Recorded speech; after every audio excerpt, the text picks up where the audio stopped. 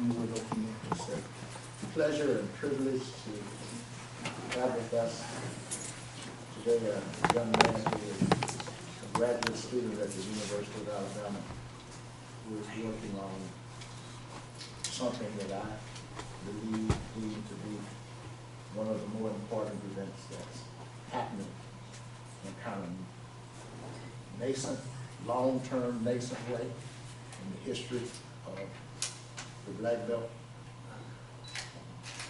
It's an item that will,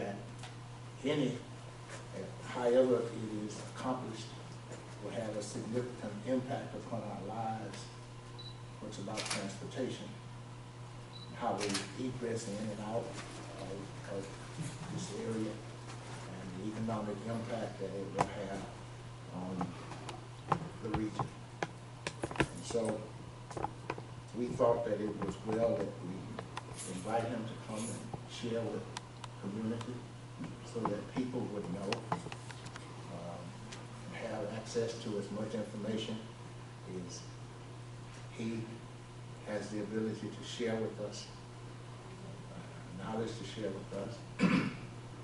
So, having said that, I'm glad to see all of you here, especially our mayor, probate judge, and others from across the city, but especially our two chief executives of governmental bodies in this city. Proud to see both of you. And all the rest of you, thank you for coming also.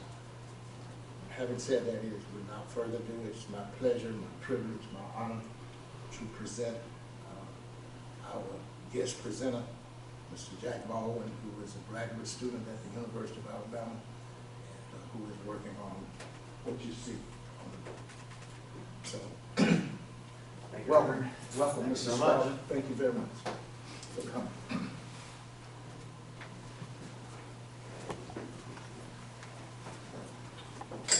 Thank you, Reverend Wooford. I really appreciate your leadership in kind of getting this event here today and having me down here and all the organization and just your general interest in this project. I really appreciate it. And to all of you, I really appreciate your attendance, and hopefully this will be informative and something that could lead to more kind of collaboration in the future. So without any further ado, I guess I'm going to go ahead and get started here. So this is the title of my master's thesis. I'm a master's student at the University of Alabama in the Department of Geography and the Environment. I have a research background. I worked on political campaigns for about 8 years, and I was research director on 2 Senate campaigns, the last one being Doug Jones's Senate campaign in 2020 here in Alabama. So I love to do research, and I'm now kind of shifting gears from political research into geography and transportation, which is an area that I'm more passionate about. So I'm happy to be able to do this and share this with you all. Because I think this, like Reverend Wooford said, is a very important project that I think needs to be lifted up a little bit. Just the more we can be talking about it, the better the chances of it coming to fruition are. So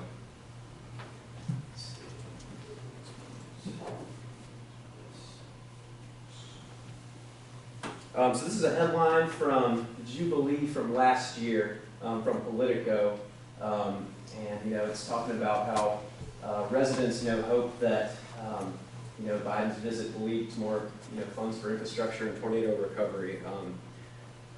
Ms. Joanne Bland was quoted in here as talking about calling for infrastructure money to come back down here, and we had the infrastructure bill that was passed a few years ago, and that infrastructure bill actually included an amendment in it which designated Interstate 14 as a real future interstate project and fast-tracked I-14 to the top of the list of future federal infrastructure transportation projects. So I feel like this kind of highlights, that people want this, and it's needed down here. And so here's a map here of the actual proposed route of I-14, just so you all can have kind of a general understanding of what we're talking about here. So this route would run parallel to I-10, runs kind of down here, and then I-20 runs up here. This would run in between I-10 and I-20, is the proposed route, coming in from Georgia, kind of along the fall line in Georgia, from Augusta, Macon, Columbus, Montgomery, Selma. All of these are cities that were founded pretty much at the heads of their river navigation along the fall line, and then down Meridian, Laurel, Natchez. But you can see it pretty much kind of bisects central Alabama and through the Black Belt here. So this is an idea of kind of what we're talking about. So it would go from the Permian Basin all the way to the Savannah River at the border of South Carolina and Georgia.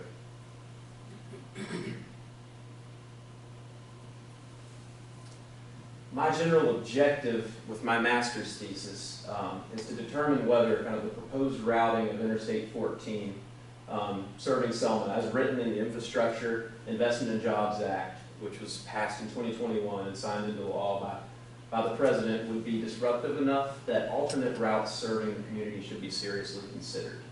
And I want to understand the impacts of these there's three different kind of routing alternatives that I'm going to kind of highlight that are, I think, at the forefront of the potential routes. So I want to understand the impacts of those three, who's going to be kind of in the paths of those three, so that when the decision-making process comes down the road, people will be properly informed and have the right information to make those decisions. And this research, kind of along those lines, it'll help provide a framework for the community of Selma and Dallas County, and hopefully kind of the Black Belt in general, to become engaged and have a stake in the decision-making process regarding these routing options. So just a briefer on I-14, just the concept generally, kind of how it got started. The initial idea for it kind of began around 2000, kind of 2 decades ago, and it was proposed as a strategic highway, one that would link military institutions and facilities along its routes.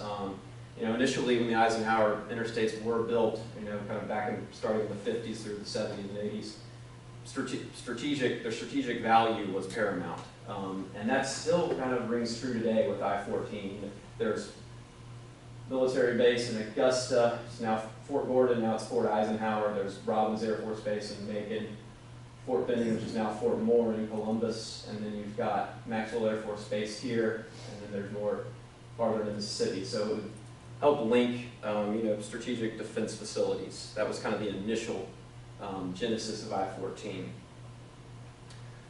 In Georgia, where I'm from Atlanta, I've been familiar with this concept of the Fall Line Freeway, which already has been kind of completed as a 4-lane divided highway from Augusta to Macon to Columbus.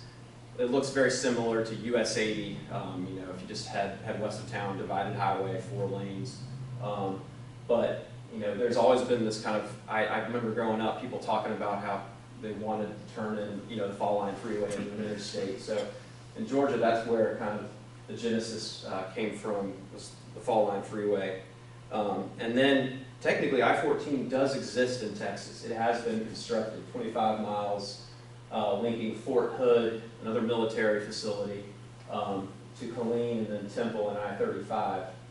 So it does exist. This interstate isn't just something in our imaginations. Like it is an actual interstate, and it can be built further. The origins of the concept in Alabama really come from the I-85 extension concept, which was kind of championed by Governor Riley back in the early 2000s. He made it a big, it was a big part of his platform, and they went as far as getting an environmental impact assessment done, and I'm sure some of y'all are familiar with, I've already talked to many people here who remember that whole process, and even some people here had stakes in their yard that the ALDOT's consultants came in and talking about where the routing would actually go. Ultimately, this route in kind of red here was chosen. This is the preferred alternative, route alternative 31 as it's called. And as you can see, it would kind of go north of Uniontown, cross 80 kind of right around Marion Junction, and then down here, and then across Alabama, pretty far south of Selma. And I'll have better maps showing this further where you can see it a little bit better, but that's kind of the idea. The I-85 extension was then used to inform the 2021 federal infrastructure bill, which included the I-14 routing. So, yeah, this preferred route was determined, as it said in the EIS, by taking into account the least amount of negative environmental impact along the course, otherwise known as generally kind of the path of least resistance, which is an important concept here. And the I-85 extension was indefinitely postponed in 2018 due to lack of funding and changes in economic projections. They never really specified what that meant, but it eventually just kind of faded away. Here's another map that AlDOT and their consultant produced showing the preferred route, this dotted route here. And then you got this other middle route here that would serve Selma a little bit closer, and a northerly route. And there was even an option at one point that would have the interstate kind of parallel 14 here, go through Otagoville and then link up with Prattville, but that was removed from the consideration early on. So the 2021 Infrastructure Investment and Jobs Act, I-14 was federally designated as an interstate and fast-tracked to the top of the list of infrastructure projects in this legislation. Senators Ted Cruz from Texas and Raphael Warnock from Georgia, they crafted an amendment that would designate I-14 as a high-priority federal transportation project. These are two senators from opposite sides of the aisle coming together on something, which is rare these days. And it just shows kind of how, it doesn't really matter what your political background is, it just doesn't matter what your background is, people generally want this interstate. And so that just kind of shows, even in this divided environment in Washington, people came together because of this. This law does not authorize funding for the project, however, but it does put it at the top of the list of major transportation projects. In general, if authorized, the federal government would be obligated to pay 90% of the cost, and each state that it would go through would have to cover the other 10%. So that's kind of the crux. The question may come up, like how soon will this project, come to fruition? And it's sort of incumbent upon, at the high level, kind of the state legislature and the governor to actually authorize the funding. But then that, that takes the constituents need to let their leaders in the legislature, be aware of that. So that's kind of what it'll take in each of the states. In Texas, they've already gotten it going, but that's the only state to have done it so far. This is just, I'm not going to read through this entirely, but this is the description of the corridor in the infrastructure bill, federal infrastructure bill, and it describes the southerly route that would go, it describes this line, this yellow dotted line, is what it describes. So that's the one that's in the minds of, the people at the federal level, is kind of, they're looking at the I-85 extension kind of to inform I-14 here in Alabama. So that's what I think is really important here, is that that's what's on the minds. And I believe that to be probably the case once this gets going again. Here's just a picture. Raphael Warnock, just to show you, he used a campaign ad about I-14 the last 2 weeks of his campaign. He was running on this as a bipartisan issue.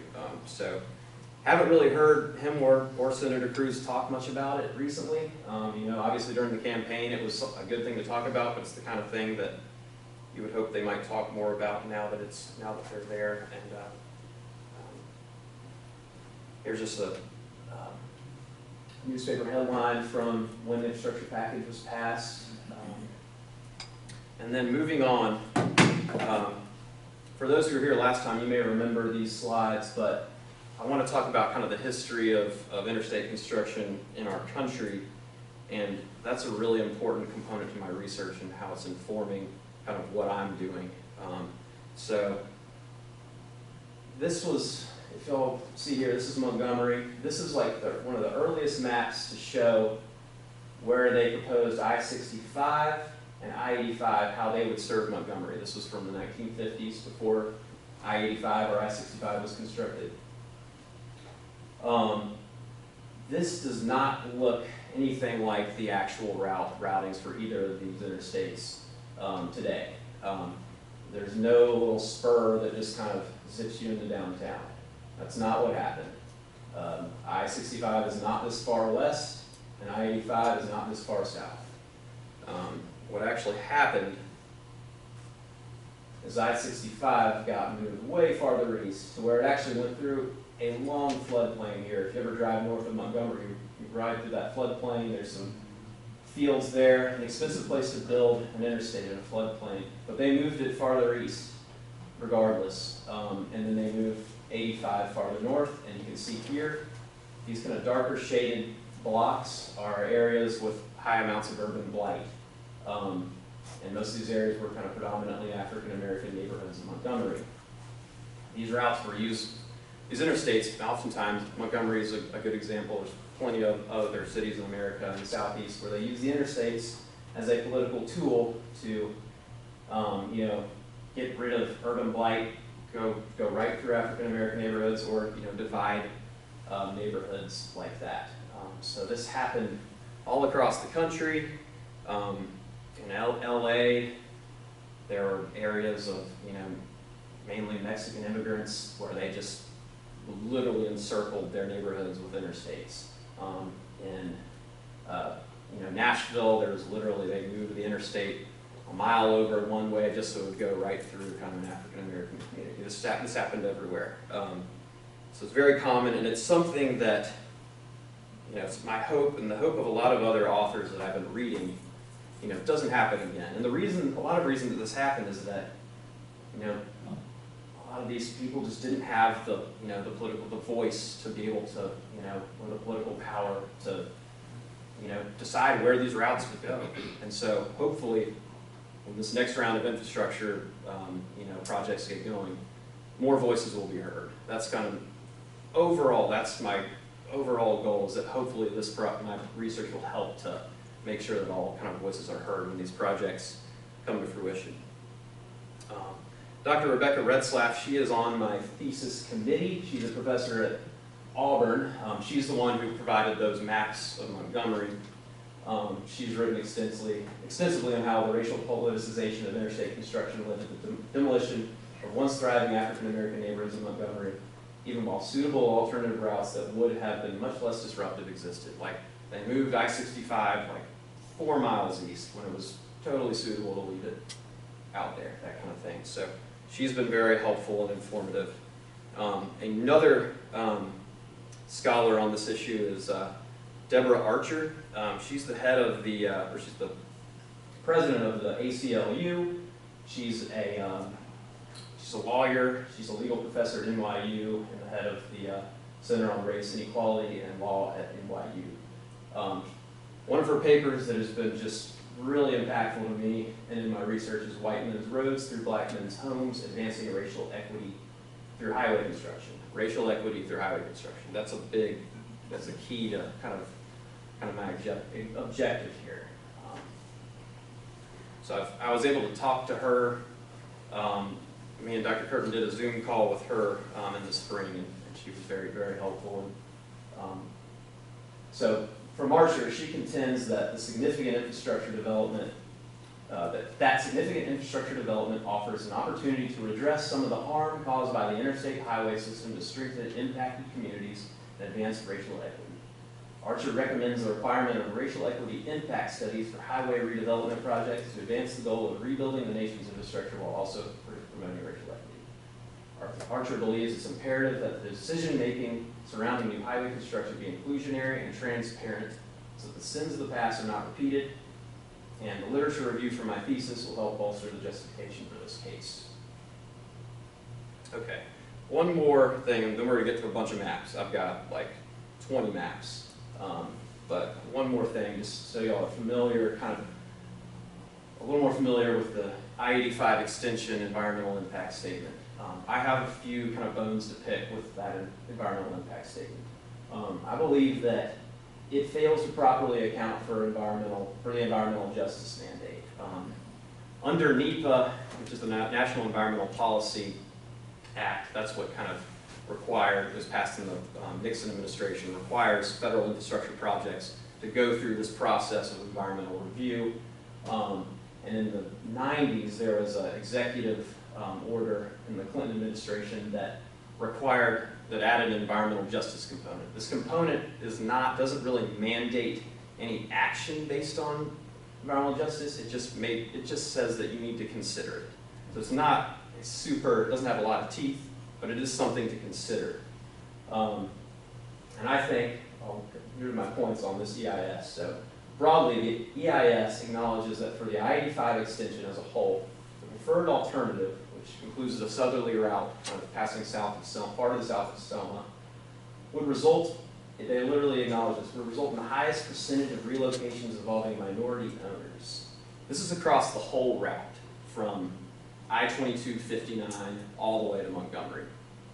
This statement, that they didn't get as specific for each county. But that's what I'm looking at here in my maps is actually, does this county also, does it look the same way here? And the justification in the EIS, it states that an alternative that avoided minority or low-income populations could be viewed as reducing their opportunities for economic enhancement, which would not comply with one of the principles of Executive Order 12898 on environmental justice. So it seems like they're trying to justify it here as complying with that order. However, the EIS states that the potential benefits to minority and low-income populations, as well as the region and state, outweigh the potential adverse effects to these populations, such as required relocations. To me, that seems like it's just paying a lip service to the environmental justice mandate. So, to the lay observer, this preference for economic enhancement at the expense of housing and relocation impacts could appear to be appropriate, but in the context of the historical disruption of minority and low-income communities wrought by interstate construction, this preference appears to be overtly one-sided and fails to consider the most immediate and likely impacts to minority and low-income populations in the path or within close proximity to the proposed routings. One thing I will note, when this, if this interstate does, get under development, there will be a new EIS for I-14. However, I would, bargain that ALDOT would likely, start from where they kind of picked up from where they left off. I'm sure this southerly route would be considered again, and nothing has changed in terms of the environmental justice mandate. It's likely that they may use kind of these same justifications further down the road. So when I read through this, maybe if you're just reading it, to me it just seemed like they weren't trying hard enough there, and their justification didn't seem good enough for me. Okay, moving on to the routing options. So I've used a satellite map overlaid here. Not all of my maps will have satellite imagery. This also has roads, but these were generally, when the I-85 extension was considered, these were the three routes that got all of the attention kind of here in Selma. There's a northerly route, this orange route. It stays pretty much north of 80 throughout Dallas County. I'm zoomed in here a little bit. This is not all of Dallas County. It's about 2/3 of it. There's this middle route, which kind of jumps off here, crosses 80, and then kind of parallels the Alabama River down here, and then comes down here and joins this other, they share the same route down here, which would go right south of Craig Airfield. This route is sort of, seems maybe like a happy medium in between this northerly route and then this southerly route, which, as you can see, really doesn't come very close to Selma. Down here, this would be the closest exit. Down here south of Craig Airfield, it's over 7 miles away from downtown. Even, it's probably about 9 miles from US 80, maybe 10 miles from Wallace State, that sort of thing. So it's far out there. And then out here, this exit out here would be 11 miles away. This one's even further. So this route was chosen, however, because it was generally seen as the path of least resistance, the cheapest route, least amount of people along the route, generally speaking, that sort of thing. But Another interesting issue with this route is it would go, can't really see it here on the map, but this is the old Cahaba Park down here, historical site. The old Cahaba Wildlands are right here. It would go right through the old Cahaba Wildlands. It would be about a half mile from the old Cahaba site. So that's kind of a very environmentally, and historically sensitive area. That's also worth noting here, and an area that I want to take a little bit of a look at too as well. So these are kind of the three routes. This northerly route would go through an area of a little bit more higher population. This middle route, higher population too. This route is a less dense area, more farmland, that sort of thing. But the economic impacts of having it bypass so far to the south of town, could be real. There is the potential for businesses in downtown and 80 kind of being cannibalized and moving out here. Also the effect of people just not getting off the interstate if they're driving through. It's so far away. They're just less likely to jump off. If it's closer to town, easier, access and that sort of thing, more people may come through downtown and that sort of thing, which is a good thing. I believe y'all could see kind of Marion Junction on the map there. I know y'all were concerned about kind of the closeness to Marion Junction. Here's just some distances from potential interchanges. I mentioned that earlier, but the closest interchange on the southerly route, 7.37 miles away from the federal court, or from the county courthouse. All of this is from the county courthouse, is how I made it. If you think about the northerly route, it's 4 miles from the county courthouse, but only 2 miles from the US 80 corridor. So that's pretty close. And higher population kind of sector here, up in here too. But this southerly route, you got an exit at 7 miles, 11 miles, 16 miles. That's just could be viewed as too far away. While these other exits are closer. But these ones do go through higher population centers and would require more people to be displaced and that sort of thing. So there's trade-offs with all of these routes. Here's a map of just general Dallas County population distribution, just density, so y'all can see kind of where people live in Dallas County. So you can see all these little circles here. This is kind of the city center downtown where we are. Obviously, this is kind of a cluster of population right here, and just kind of north of town here, kind of getting up into Valley Grande. You've also got a little population center over here, kind of in Orville. But generally, you can kind of see that the southerly route does traverse through an area of lighter population. This middle route, a little more people through this side of town. Northerly route, similar, a little more people here. So that just should help kind of give you an idea of population distribution in the county and how these routes kind of interact with that distribution. I know this map might seem a little crazy at first, but it's hard to show demographic distribution on a map at this scale, but I'm trying to show kind of the demographic distribution across the county. So some of these pie charts are pushed out because these census blocks are so small. You can't put them all on your census block, but you can kind of see how the northern part of the county is a little bit kind of wider population than kind of the southwestern side of the county. It's a little more kind of African American population. Not a huge Hispanic population in the county, but there's a few little areas here. But generally speaking, you can kind of see how the north side is maybe look a little bit wider based on this. The middle route, kind of a mixed bag here, and then southerly route, these blue dots represent, sorry, I should have mentioned that. The blue dots represent black population, white is pink, white is purple, Hispanic is orange, but a little more blue dots here. So that's kind of just general population distribution of the county. Another way to look at it is I did it using a different type of map, just showing the census blocks with % white residents per block. So the ones that are white are less than 50% white, comprised of white residents. The green ones are greater than 50. There's different ways to do this. I could have used different metrics, but I got to choose something, so I just went with 50% here. But you can kind of see that there's sort of a line through kind of the center of the county of kind of greater than 50% here. And then kind of this western area, the more rural side of the county, less than 50%. But yeah, kind of the Valley Grande area, a little wider. And then this side of town too, where the middle route goes, a little bit, 50% wider as well. Here's just kind of income statistics by block group. I can't get income statistics at the block level. It's just, they just don't, the census just doesn't give you that data. They only do it at a larger scale at block groups. So, but this is helpful to see.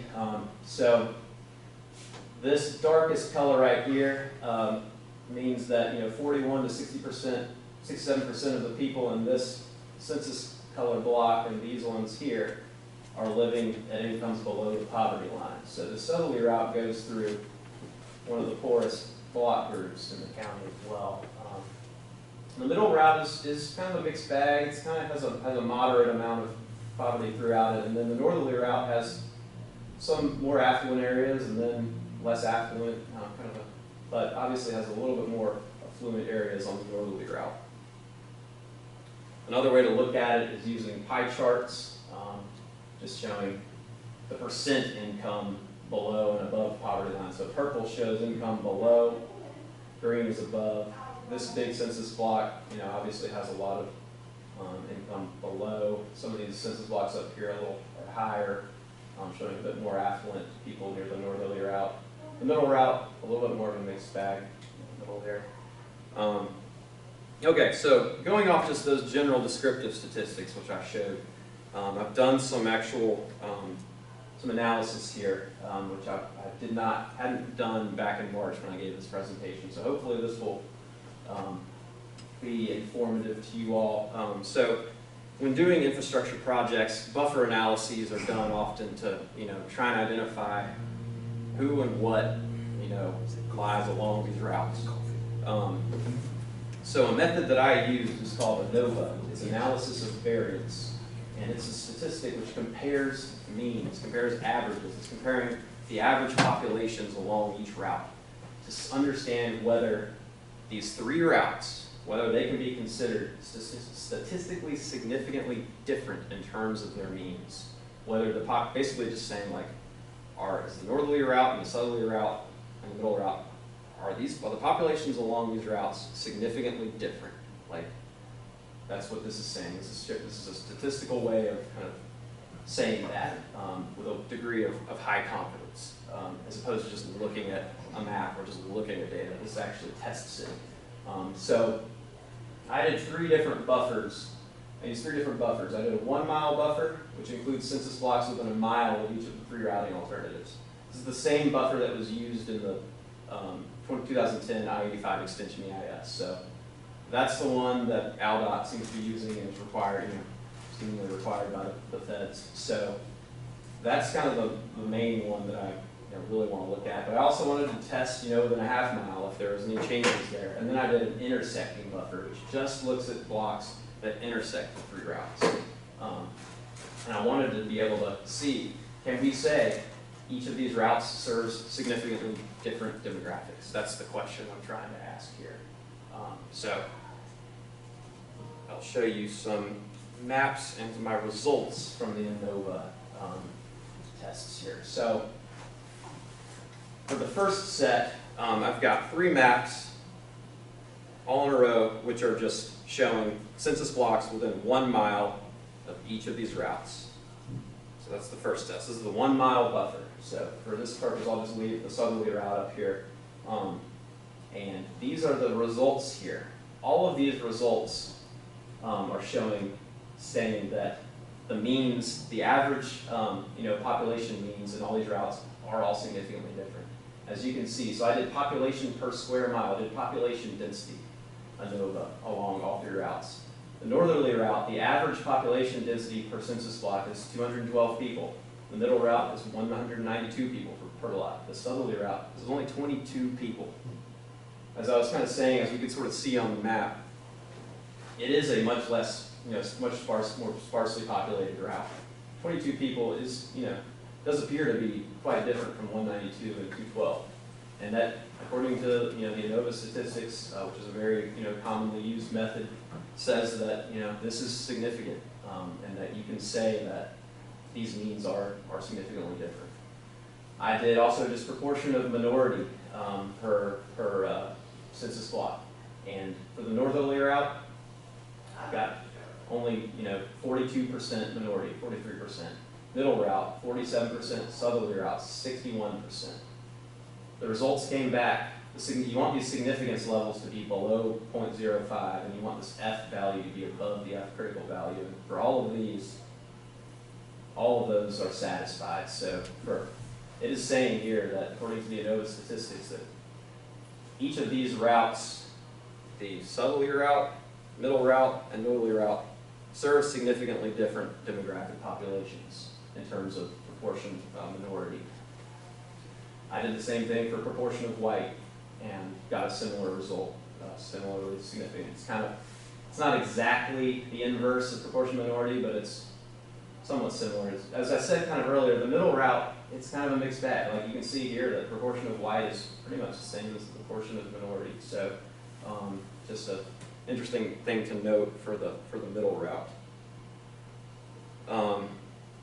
The results then I did within 0.5 miles, and I still was getting significant results for population density as well as proportion minority. But when I did proportion white at this smaller resolution, which includes less census blocks, it actually said that the difference in the proportion of white population per census block was not significant. So the means here are 51% white for the northerly, 49% for the middle, and 37% for the southerly. I mean, those are obviously different, and the southerly is a little bit less, but according to the statistics, you can't say with a high degree of confidence that these routes are all that different in terms of that demographic. So those are the census block amounts get smaller there. And then when I do intersecting, they get even smaller. There's fewer and fewer census blocks used in this buffer analysis. The only result for the intersecting routes, which is one that I wanted to do because I think it really gets at the crux of like who is right along the route. It's hard to get that data because you can't just take the data from the tax assessor's office, and you can't get people's exact, you can't get all that identifying information. So you have to go with the census block data to actually get, demographic and economic data. But at this level, we really weren't getting any significant, it wasn't giving significant results for minority and white. And also, to perform ANOVA, you need to have at least 30 in each sample size for number of blocks, and this didn't satisfy that. So generally speaking, using the intersecting method is not a method that can be seen as accurate here in my analysis. So, and because the EIS from 2010 uses the mile buffer, that's generally the one that I'm kind of going to go with as well, because I want to make sure that we're using kind of similar processes there. The final method of analysis that I've done is some cluster analysis and trying to see if these routes go through any demographic clusters. So I used two different techniques, a global Moran-Xi analysis and Gedesor General G, which are both spatial autocorrelation tests. And these are just very broadly, just say, like I'm using, it's basically looking at every census block in Dallas County and just saying, answering kind of like a yes or no question. Is there clustering of this demographic? Is there not? If there, generally you're going to assume to start off your test that there is no clustering, that it's all just randomly spaced. But both of these tests both came back saying that yes, there is clustering of black populations and white populations for using both of these different types of clustering tests. Moving on, I went, and this just kind of shows you again how there's a little bit of clustering of kind of black population on the southwest side compared to white kind of on the northern side. Just that map again. And then I wanted to do more specific local clustering techniques to see if you can see actual clusters of census blocks of certain demographics. And using local Moran-Xi, this didn't yield any particularly groundbreaking results for me because I wanted to basically see if I could get clusters of of census blocks with high black populations next to census blocks with high black populations, and vice versa for white populations. But they're really, and I wanted to count which of those clusters, how many of those were along each route, but there's only one high cluster at all, and that was along the northerly route for black demographics, which, you know, there's just not a lot of variation here. And then the low clusters showing census blocks with low amounts of black population next to each other. There were a lot of those, actually, but it was pretty equally spaced out. So that technique didn't really yield anything particularly noteworthy. That was for the black demographic. But for the white demographic, flipping it was a little bit more informative. The southerly route certainly showed a lot of low clusters of white population using that clustering method. And the northerly route and the middle route had a few more high clusters of white demographics. So this one was a little more informative, I think. And then I used this other method, GETUS-ORG-GI, to show a different way, kind of hotspot clustering. So this is just showing kind of hotspots of high amounts of census blocks with black population, and this is kind of the general hotspot trend in the county. And actually, the northerly route has the most hotspots, compared to the southerly route, which is sort of an interesting result there. And the middle route and southerly route have the same. But honestly, these results are fairly similar, 4, 3, and 3.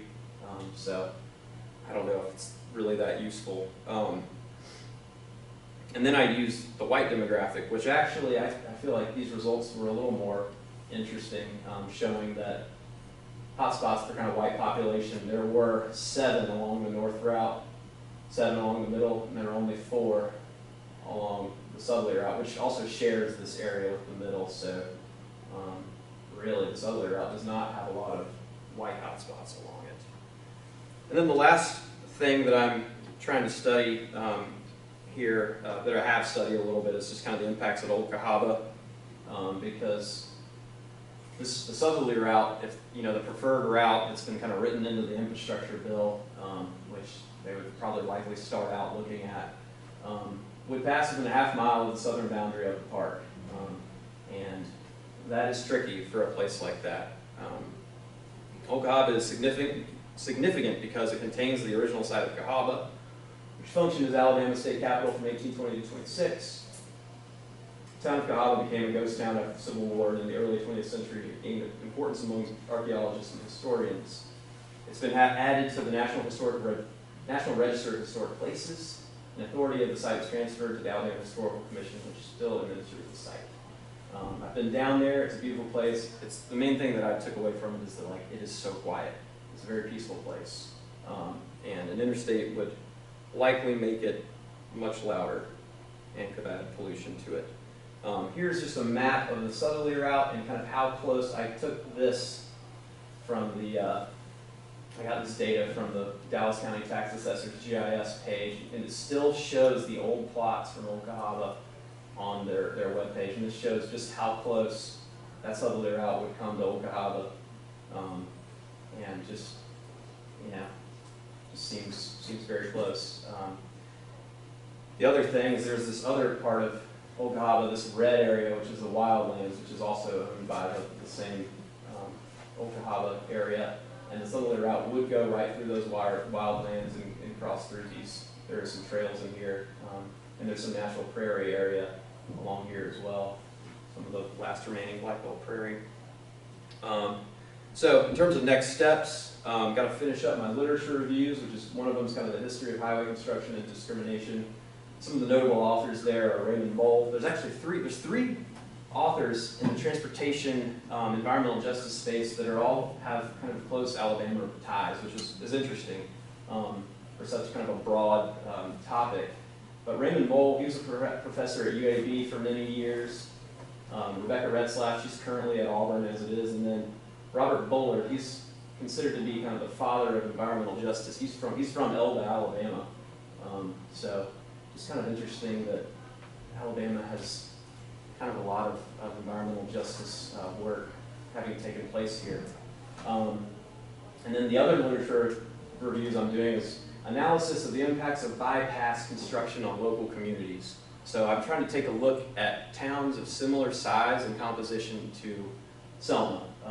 You know, kind of big, small towns, or, you know, kind of small cities, you know, from populations of, you know, between 10,000 to 50,000 or a little bit above that, just to see what happened when these towns built, you know, when they had a road, a highway go near it, and there was a bypass. Well, how did that impact their commercial areas? You know, just what were the kind of particularly the economic impacts of these bypasses? Did it shift all the business out to the bypass routes and kind of kill the downtowns? I've seen some of that. Obviously, that does happen. I've seen a few instances where it didn't happen, but I think a lot of it hinges on kind of there might be like an optimal distance where kind of the cannibalism of currently established businesses happens based on how far a bypass is. So I'm trying to find similar analogs to Selma to compare kind of what could happen here in terms of bypass construction. And then I'm also just building out just general I-14 and I-85 extension background and providing kind of a history of Selma. You know, I think a lot of, generally this project, the I-14 project obviously has the potential to create a great, you know, big boon for just economic development in this region. I think that's what everyone really wants to see out of it. And kind of the history of Selma, and I think logistics, you know, I've read about, you know, people talking about how the Craig airfield could be turned into like a logistics hub. They've got a really long runway, and you know, could be a good trucking route through here, just kind of, you know, logistically significant in central Alabama. And just kind of the history of Selma in general is it has always been kind of a logistics hub, just kind of up at the top of the river. I know Montgomery's kind of really the end of the river, but Selma's always been a big transportation hub throughout the years, especially with the river traffic. And, you know, I think that looking forward, I think that's really where the opportunity lies here, is that, you know, could really become a transportation hub again. So looking at the history of Selma and kind of the path forward there. Still need to refine my spatial analysis methods in terms of my spatial autocorrelation. My clustering analysis I'm still not satisfied with it. I showed you it, but I'm not totally satisfied with it. I think I need to refine it a bit. I also want to try and do some potential kind of floodplain wetland analysis if I have enough time. And then maybe some Okahaba analysis, kind of sonic pollution buffering, which doing it there, I could also kind of use, you know, along other parts of the route too. It would be nice to kind of understand the sonic and pollution impacts as well. And then the final step next spring, or kind of you know, late winter, is I would like to do focus groups and an online survey informed by the focus groups, just to ascertain community preference and ideas regarding the routing, kind of based on some of the analysis that I've done. I'm hoping that my analysis is objective. I really want it to be objective and something that the community can have for when this interstate hopefully does get built. They'll have, you know, there will be a framework and some methods that, you know, if the census data is already too old, can be retested.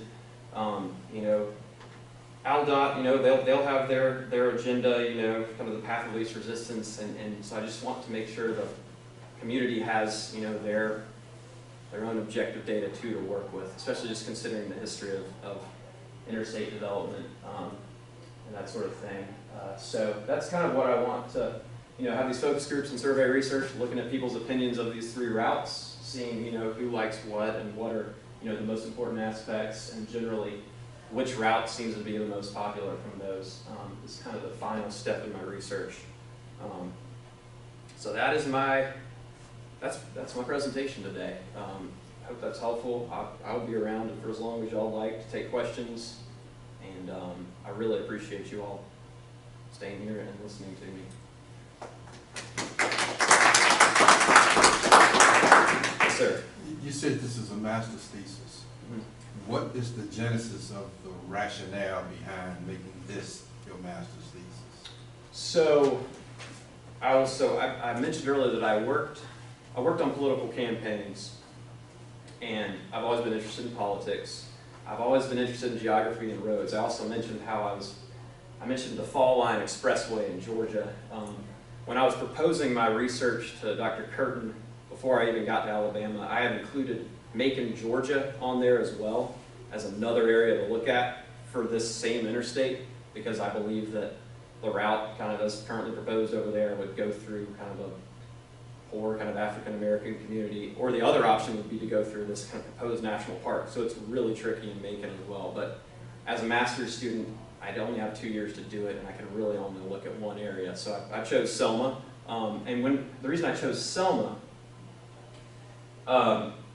is because I just started looking at, I kind of initially looked at Macon, and then I started looking at other towns, and I found the EIS from the I-85 extension, and I was like, wow, this is a gold mine of just information. And I started looking at these routing proposals, and I had been to Selma a few times before, and I was familiar with Old Cahaba. And I think what really triggered me actually was noticing that the preferred route went really close to Old Cahaba. I was like, that's kind of weird, you know, just that's where it would go. And the more I started looking into it, I started reading these news articles from 2010 about a lot of people were complaining about the southerly route, and some people were saying we should look at the middle route and the northerly route, and just kind of noticing that people at the time when that 2010 EIS was proposed, a lot of people were, especially in Selma, I didn't see as much kind of like in Demopolis or other towns, maybe Uniontown, there was some in Uniontown, but Demopolis seemed, there wasn't as much kind of consternation regarding route choice, so I was like,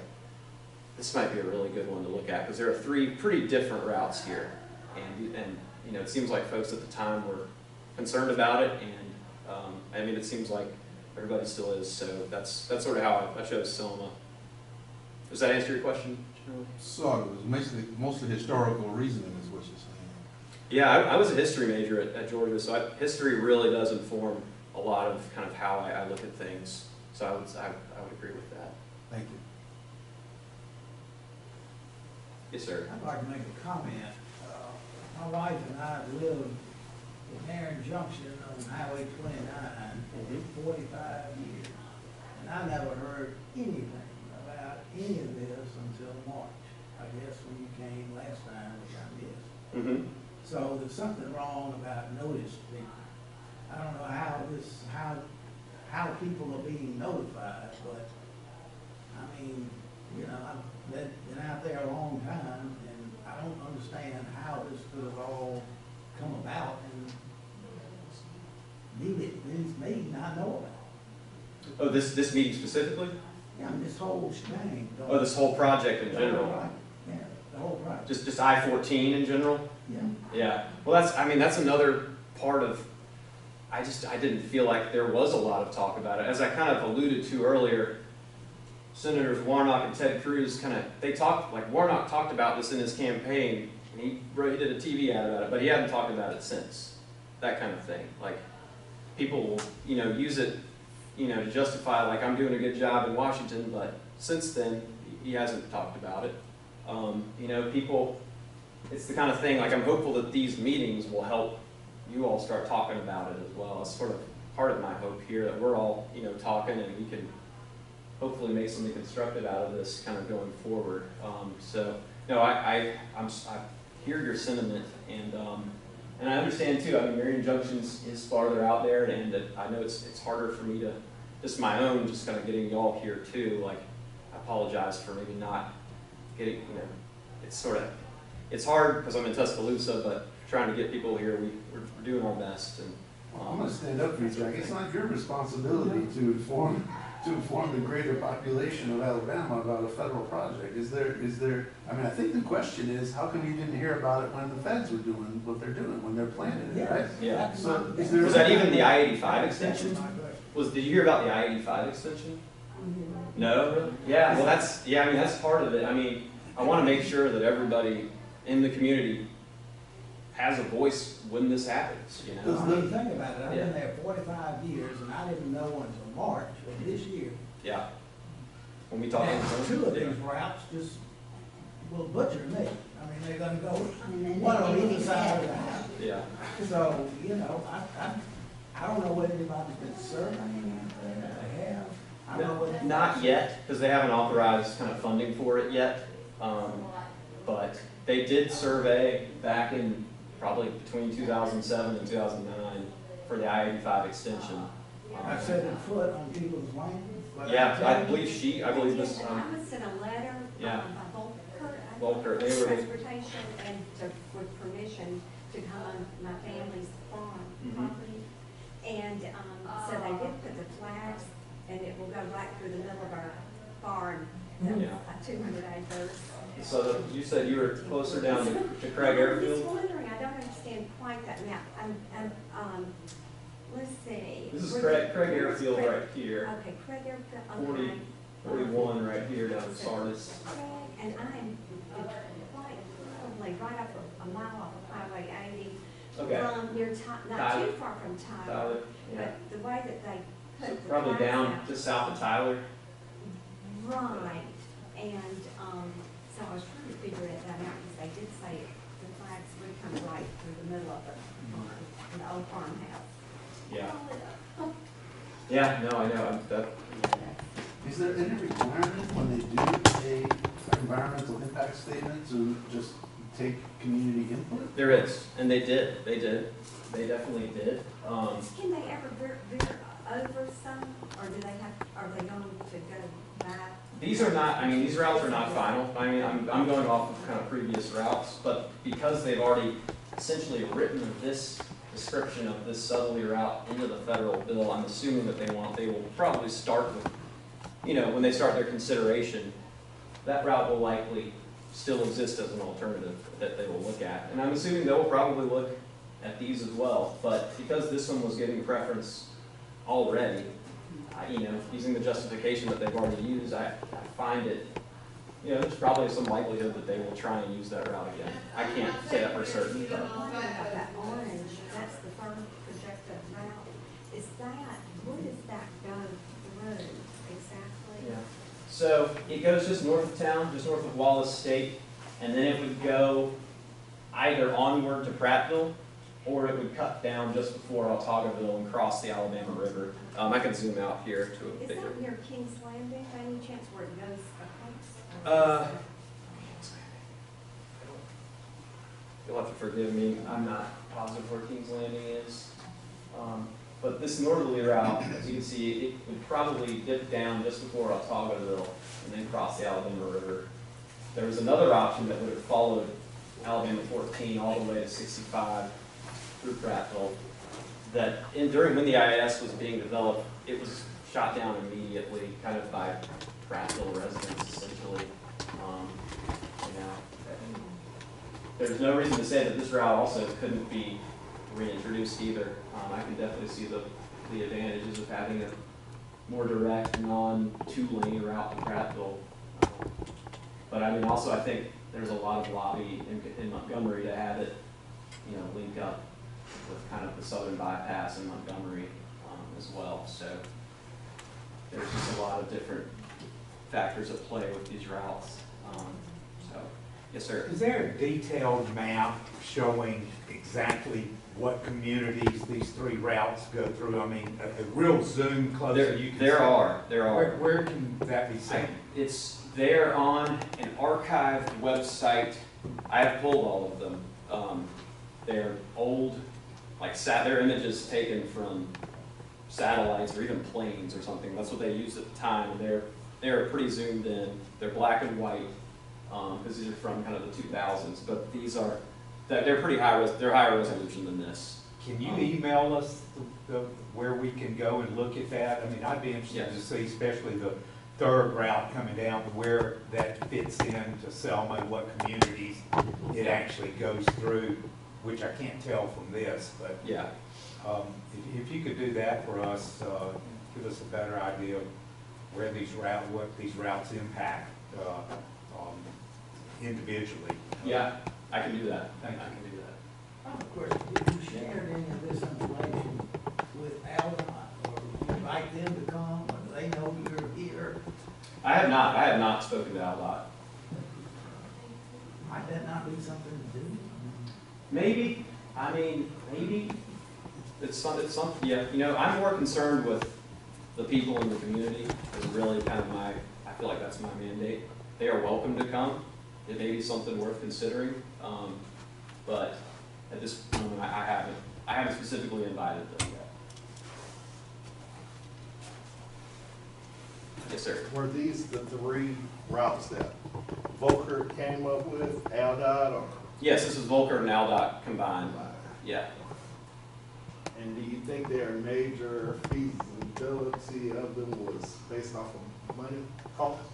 Or- I would say, generally speaking, yes, that's kind of how they described it, as, you know, the least environmental impact, and, you know, they talk about cost a lot in there. I mean, the southerly route would, because it goes south of the Cahaba River here, it would not have to cross the Cahaba River, which is an expensive bridge crossing. However, this northerly route, if you extended it all the way to Prattville, it would never have to cross the Alabama River.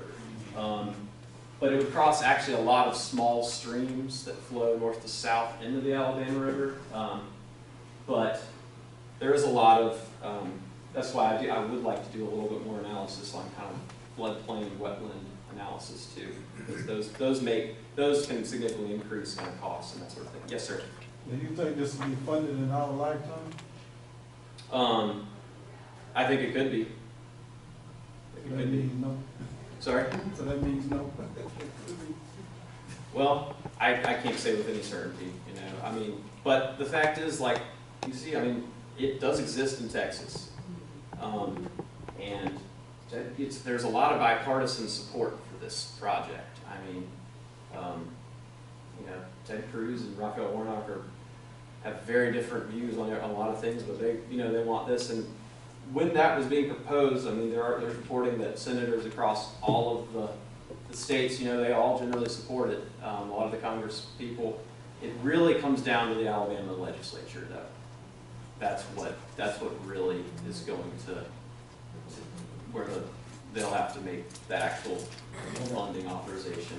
And I think just being able to say that this project will be good for the state as a whole is going to be a big part of trying to make it a reality, because that's where economically it'll be an economic boost for the state. I think that's a big part of this. So in general, each of the state's legislatures where it crosses would have to obviously weigh in on whether or not they're willing to come up. I think you said it was It's a 90%, 10%. 10% from share. states and 90% from the federal government. Right. Yeah, so each state they have their own slightly different processes for doing so, but generally speaking, each state has to agree to But it. it's already in Texas after a fashion.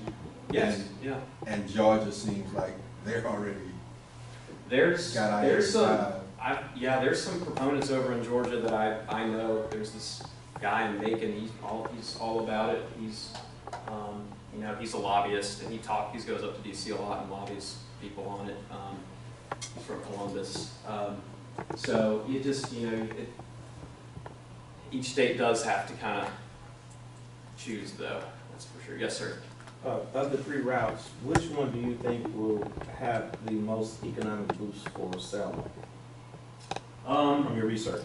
From my research, I don't know for certain, but I would say it's possible that the southerly route might have, I don't know which one might have the most, but the southerly route, generally from what I've read, this is not like a confirmed statement, this is kind of what I generally think, it might have the potential, it has the potential to maybe have the most negative impacts because of how far away it is from downtown. And that kind of is twofold. People may be less inclined to get off the interstate and go into town. It also could have the effect of kind of, as we say in kind of transportation science, cannibalizing current businesses that end up getting shifted out to these exits area, and those areas kind of blossom up. That doesn't mean that like you're necessarily losing jobs, but that's not always a good thing when you're just shifting out of downtowns. And I can't say with absolute certainty that will be the case, but that has happened in some places where these bypasses have drawn business out from their downtowns if they're far enough away. So that's why the southerly route, it really worries me in that regard. It's just by how far away it is. And when you consider like the northerly route, it's really only about 2 miles from US 80, so the chances of anything really moving leaving and then moving just 2 miles up the road, I just feel like, this is anecdotal, but might be less than if it was 7 or 11 miles out.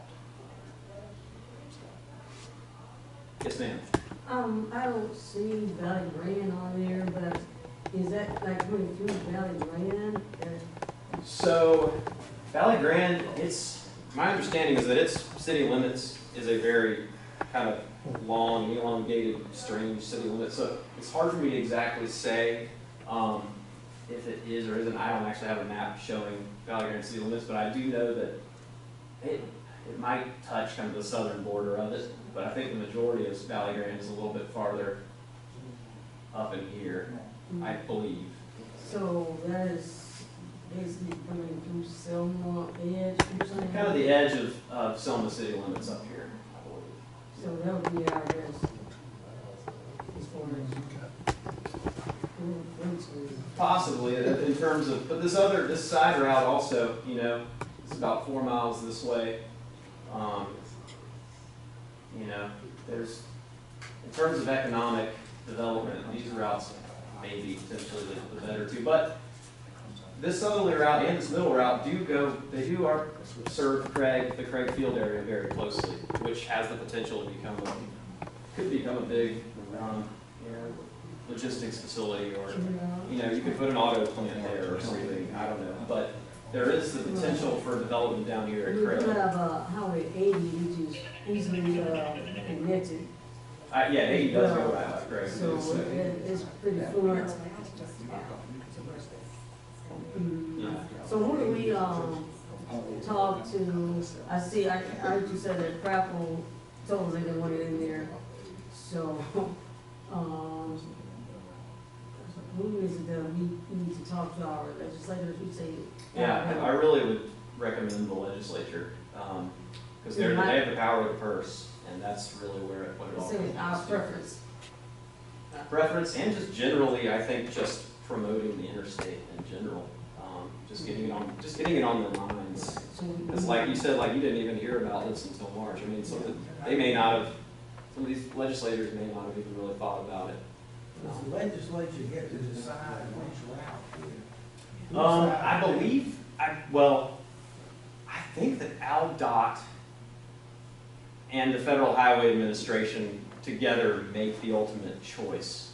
Obviously you could probably sue if you had a big enough group that didn't like it to try and get a judge to file an injunction or something, but generally, AlDOT came up with this preferred alternative. That was their choice. So did the senators have anything to do with it? They're just saying they're okay with it? They're okay with it. Would they not able to draw the lines, or can they say? They could be. They could be. If you got Senator Tuggerville or Senator Britt down here and talk to them, it can't hurt. Why not? And Ted Cruz. Yeah, what about talking to them? Certainly. Warnock's chief of staff is Doug Jones' old legislative director, so he definitely has an Alabama connection, Mark Leibel. So, that Warnock, I would assume he would probably be very interested in this. I will actually be up in D.C. I received an Eisenhower Fellowship recently, where I'll get to go to D.C. and kind of present my research. So I'm hoping while I'm up there that I'll be able to maybe swing by Capitol Hill and talk to people too. So we know the top, the third. Yeah, I can't really say that for certain right now, but that's, yes, sir. Well, Jack, I've listened. Several points. I want to reflect back on I-85 for a moment, where it is now, east of Montgomery. And I want to suggest that we look at how that impacted Tuskegee, Auburn, and Opelika. The impacts were very different in each of those communities, primarily because of the location of that interstate. I also want people to think about the entire interstate system in the southeast. Our 59 goes west of the Alabama state line up to Birmingham into Confunction Junction. 20 comes to the state line, goes north. 65 goes east of the Black Belt. 85 comes to Montgomery and stops. The Black Belt has been systematically excluded from interstate. That's a problem that needs to be resolved. But what I'm seeing here is it seems as though the proposed routes that they've come up with goes through areas where people don't want it. And it's not going through areas where people need it. That's a problem. Selma needs this. And that is going through Valley Green. The northern That route? northern route, Okay. yes. Yeah. The southern route is too far. Mm-hmm. And that middle route, it makes no sense, the way it's going. I'm disturbed. You see, I go back to 2000 when Senator Shelby and I had a conversation about this. And 85 was the issue, it was the 85 extension. And the Montgomery delegation, those folk wanted that I-85 to connect at the Hull exchange because it was going to feed with the logistics requirements of the Hyundai plant. That's where that all came from. And it was that connection. When Selma was in office, it was to connect West Alabama to Montgomery because Selma's plan was to put the Kia plant on the Mississippi state line. Okay. Now, I'm telling you what I know because I was in the room, okay? And when Selma left office, Riley moved the Kia plant to the Georgia state line. Now, that's the way that thing went down. But and Selma was actually slated to put the automotive training facility at Craig. That was the conversation. That didn't happen. And but when I left office, Senator Shelby's map had I-85 coming in from Cuba on the Mississippi state line, coming on over, and the big issue was Uniontown, because if it came through Uniontown, it was going to wipe out it would wipe out Uniontown, basically. Yeah. And so, and I kept saying, well, don't go through Uniontown, go over it. Put an off ramp somewhere, and you go, because you couldn't go north because there is a plantation that's historic property. You couldn't go south because the school was there. You couldn't do Union, so you got to go over it. But we need 4-lane from Mississippi to Montgomery. We need it. And so we were looking at bringing it down 80. You're not doing any new highways. It's where highway already is. Repurposing it. Bring it. You're just going to have to take all of the intersections there, and because you won't be able to do that, crossroads. And then what they had said was when you got to 219, they were going to drop it off of 219 and then build another bridge across the Alabama River. And then from there, it would have come down through the industrial parks on South Dallas and Craig Industrial Park, and would have been a logistics feeder for those industrial parks. Now, that was the way that thing was designed at that time. And then when in 2020, when I got back, there was no design at all. Now, I've spoken with Senator Tupper about this. I've spoken to Congresswoman Sewell about it.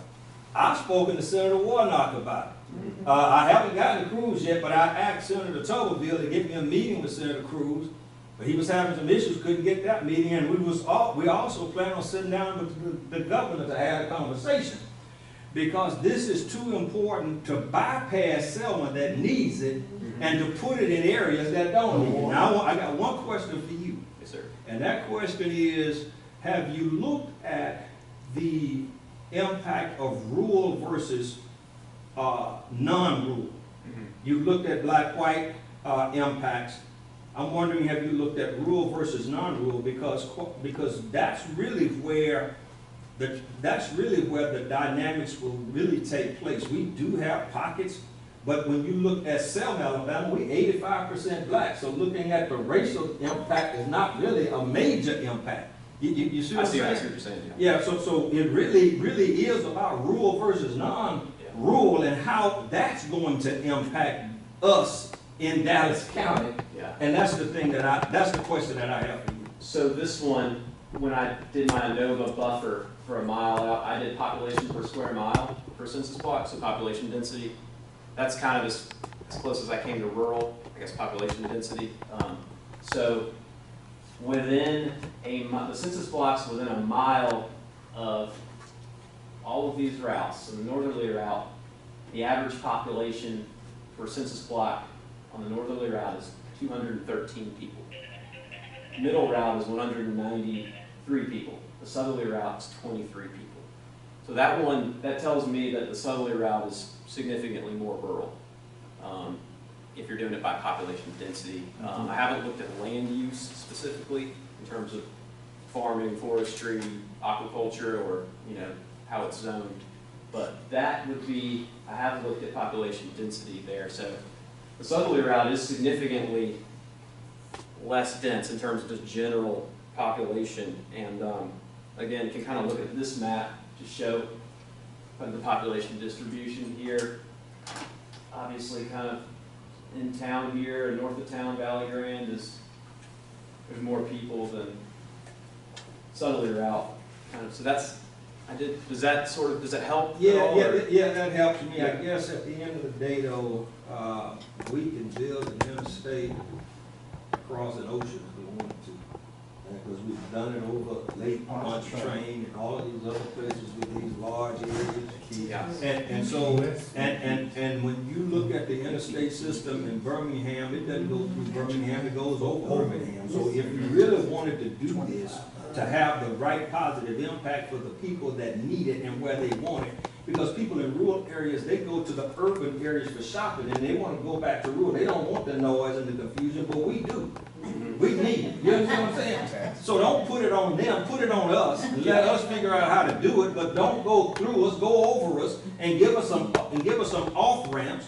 Because 85% of economic development in this nation is within 5 miles of an interstate exchange. So give me a couple of interstate exchanges, come through town, and let's get this thing done. That's how I see it. Maybe I'm too simple-minded for it, but that's how I see it. Yeah.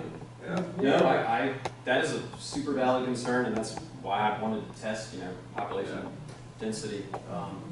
And it does make sense kind of demographically where you're coming from. I mean, it is a majority African American. I appreciate your studying the information. This is very valuable. Just something to remember when I'm in DC. Yeah. And you can use my name, Charles S. Ferguson. Okay. Mr. Moore, what's your, Yeah. Mr. Moore, what's your take? Excuse me? What's your take? I agree with the man.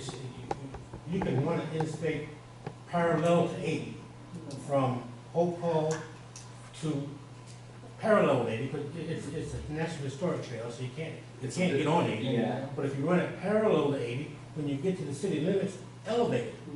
And put a couple of exits. One before, one in, and one after. And drop it back down to the ground when you get on the other.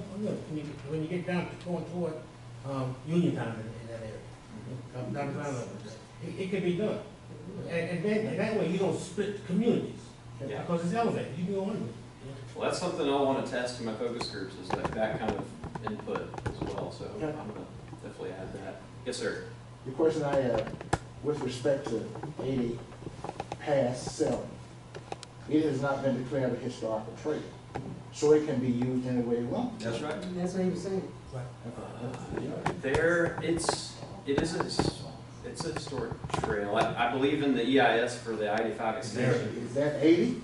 US 80 east of town. East of Marion? From Marion to Selma? Yeah, Maybe, all the but way anything past then? all the way to Montgomery. Well, the Montgomery side, I know. And I saw it, because I came from Uniontown the way here today, and I did see the historic trail sign on the west side of the town.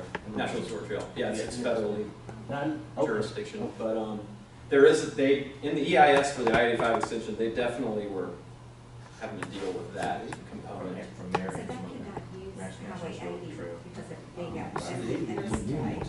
Understand, yes, that was the general thought, especially on the east side of town, between Montgomery and here, is that they needed to minimize the impacts along US 80 because of this. Give me that, excuse me. I'm sorry. It's already 4 lane, I know, that's what's tricky about it. It does, Irritating in a way. yeah, and I remember I was just driving through, I came in through Browns on the way, and there's like an overpass over it right there with full exit, and I was like, it seems very doable, but, I'm afraid about the environmental, the southern route because of Old Cahaba, you know, it's so close. yeah. Just for clarity for me, I'm asking for myself, but I want to know, I think it's germane to the conversation. What I want to know, I understand that there was a talk at one time of it being all the way from Greene County, the historic trail, Okay. but it would come the other way, not 80, not up 43 to 80. Now, I'm not saying it won't ever come that way, but that was my understanding. But what I'm asking now, is anything past Selma, is it by the Park Service considered historic? On the west side of town, Mm-hmm. I would check on that. I'll I check don't on think that. so. I did notice a sign. Yeah. I did notice a sign on my drive over, and I did find that Yeah, curious. but I think that's about Jimmy Lee Jackson, Okay, which has nothing to do with the National Park Service. I will check on that. Because if the Park Service has declared it historic, it cannot be amended or changed. But I don't think that's a Park Service piece. I think that was a state piece for Jimmy Lee Jackson. Okay. Just what I'm thinking, not what I know. Yeah, no, I'll check on that. Jack, I think you've got to, I assume you don't want to, but I think you must start talking with Aldo. I mean, why wouldn't you do that? You got ideas that you think need to be out there, why wouldn't you tell them now? Go and invite them to these meetings, ask them to come. Yeah, no, I need to think about it. It's just one of those things. I'm more concerned with like, the people in the community, and their input. And I may get to that. I just haven't quite had the, if I reach out to them, I want to make sure that I know what I'm doing when I'm reaching out to them. I don't, Do your research. yeah, I Well, don't we want are questioning what they're doing. One way Yeah. to do it is, let's get them here and see what they're doing. yeah. No, I agree. I agree. And that's something I really do need to think about and will take into consideration.